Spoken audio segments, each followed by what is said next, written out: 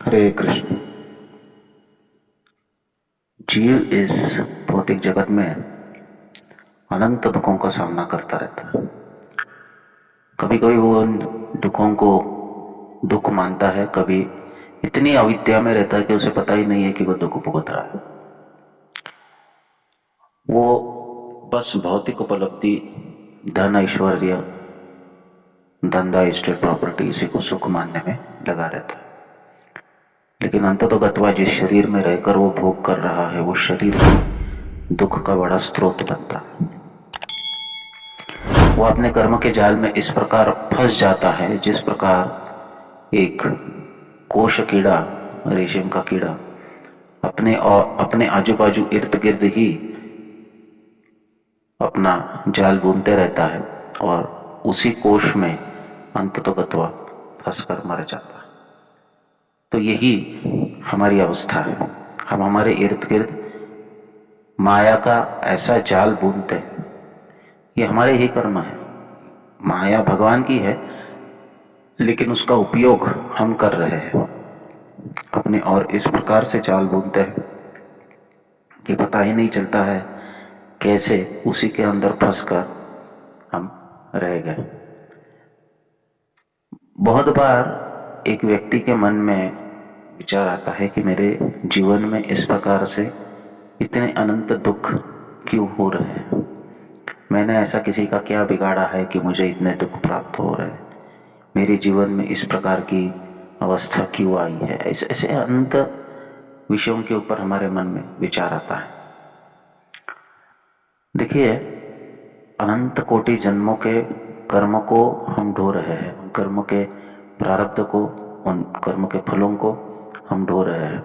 वो प्रारब्ध जब फलित होते हैं तब हमारे सामने दुख या सुख की स्थिति उत्पन्न होती है।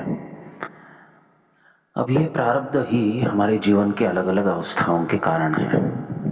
हम जो भी अच्छा होता है उसे स्वयं ने किया ऐसा सोचते हैं, और जो भी बुरा होता है वो भगवान की निष्ठुरता के रूप में उसे हम बताते हैं कि भगवान देखिए कितने निष्ठुर है, मेरे जीवन में इस प्रकार का दुख वो प्रदान किए।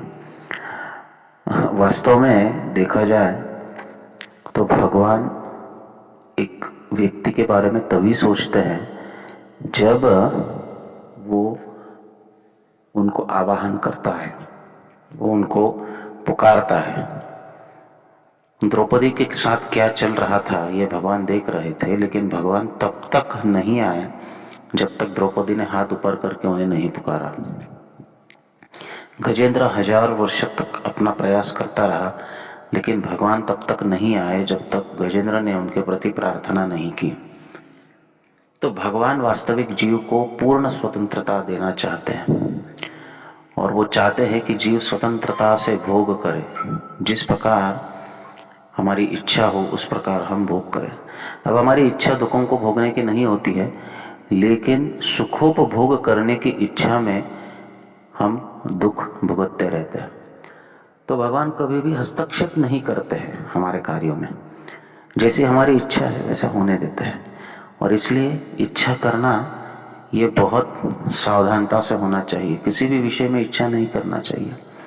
हम जब भी इच्छा करेंगे, हर इच्छा को पूर्ति भगवान करते हैं, केवल समय का बंधन ना हो, कभी ना कभी उस इच्छा की पूर्ति अवश्य होगी।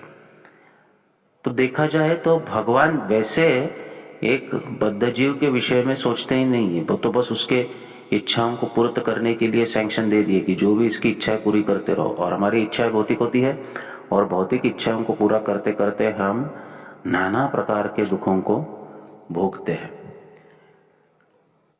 जब व्यक्ति भगवान के नाम का उच्चारण करता है तब क्या होता है? तो श्रीमद् भागवत में कहा गया है, सर्वेषाम अपि अगवताम इदमेव सुनुष्कृतम नाम व्याहरणम विष्णु यतस्तद विषयामते।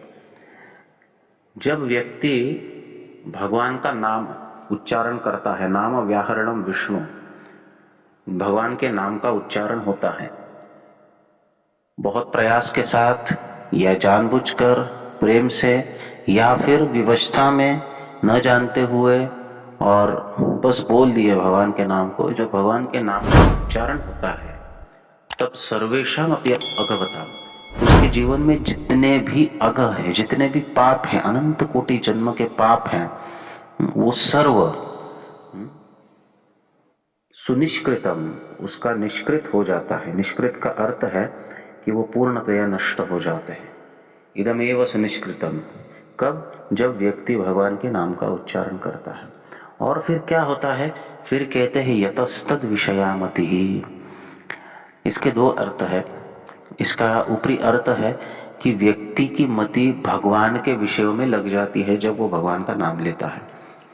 लेकिन इसका दूसरा और गूढ़ अर्थ है कि जब व्यक्ति या कोई भी बद्ध जीव भगवान का नाम लेता है तो वास्तव में भगवान की मति उसमें लग जाती है, उसके विषयों में, उसके क्षेम में, उसके कल्याण में, उसके योग में, या फिर उसके पास जो कुछ भी है योगक्षेमम वहाम्यहम, उसकी भगवान रक्षा करते हैं। योग का अर्थ है अप्राप्त को प्राप्त करना, उसको योग कहते हैं। जो हमारे पास नहीं है उसे हम प्राप्त करते हैं, उसे भगवान हमें दिलाते हैं। और क्षेम का अर्थ है कल्याण या रक्षा, जो हमारे पास है उसकी रक्षा करना। तो अनन्यश्चिन्तयन्तो माम ये जना पर्युपासते तेषां नित्याभियुक्तानां योगक्षेमं वहाम्यहम्। तो योग और क्षेम की जो चिंता है वो भगवान करने लगते हैं उस व्यक्ति के विषय में। यतस्तद विषयामति, भगवान की मति उस व्यक्ति में लग जाती है, उसके कल्याण में, उसके योग में लग जाती है जो भगवान के नाम का उच्चारण करता है। इतनी प्रभु के नाम की महिमा है। अगर अनायास रूप से, विवश रूप से भगवान का नाम उच्चारण किया जाए और अगर इतनी कृपा मिलती है कि भगवान की मति हजारों करोड़ों अनगिनत जीवों में से हम जैसे तुच्छ बद्ध जीव में लग जाए, तो फिर जरा सोचिए, कोई यत्न पूर्वक अगर साधन करता है, कोई प्रेम पूर्वक अगर जप करता है, कोई गुरु के निर्देश के ऊपर नाम संकीर्तन करता है, तो उसके विषय में तो भगवान पूरी तरह कॉन्शियस हो जाएंगे। हम कृष्ण कॉन्शियस होते हैं और भगवान जीव कॉन्शियस होते हैं या भक्त कॉन्शियस होते हैं। जो भक्त भगवान का नाम लेता है उसके विषय में कृष्ण कॉन्शियस हो जाते हैं, उसके विषय में ही भगवान की चेतना जो है वो लगी रहती है। यतस्तद विषयामति, तद विषया, उसके विषय में उनकी मति विचार करने लगती है कि अब इसे क्या आवश्यकता है, अब इसे इस दुख से कैसे मैं मुक्त कराऊं, अच्छा अब इसे इस विषय की आवश्यकता है या इस वस्तु की आवश्यकता है तो मैं इसे ये प्रदान करता हूँ। नहीं, ये प्रदान करके इसका कल्याण नहीं होगा, अमुक अमुक स्थिति को प्रदान करके उसका कल्याण होगा। अच्छा ये दुख है क्या, लेकिन इस दुख से उसका बहुत बड़ा कल्याण होने वाला है, तो थोड़ा दुख ही दूं लेकिन उसका बहुत बड़ा कल्याण मैं करता हूँ।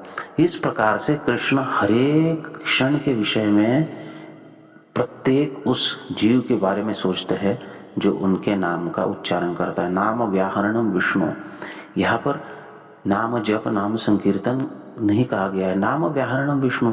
बहुत ही व्यवहार में बहुत ही विवश रूप से व्यक्ति बस बोल देता है, फिर भी यतस्तद विषयामति, भगवान की मति उस जीव में लग जाती है।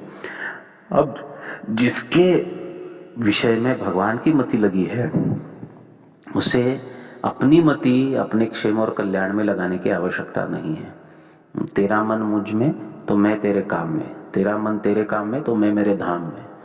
तो इस प्रकार अगर हमारा मन भगवान में लगा रहे, भगवान के नामों के उच्चारण में, भगवान की कथा के श्रवण में, भगवान के महोत्सवों में लगा रहे, तो भगवान की मति हम में लगती है। हमें हमारे विषय में योग और क्षेम की चिंता करने की आवश्यकता नहीं है। भगवान जो समय पर चाहिए, जिस समय पर चाहिए, जितना चाहिए उतना प्रदान करते हैं। आवश्यक है कि हमारी मति भगवान में लगी रहे। उसी को कृष्ण कॉन्शियसनेस कहते हैं, उसी को कृष्ण भावना भावित होना कहते हैं, इसी को कृष्ण भक्ति कहते हैं, और यही भागवत धर्म है। हरे कृष्ण।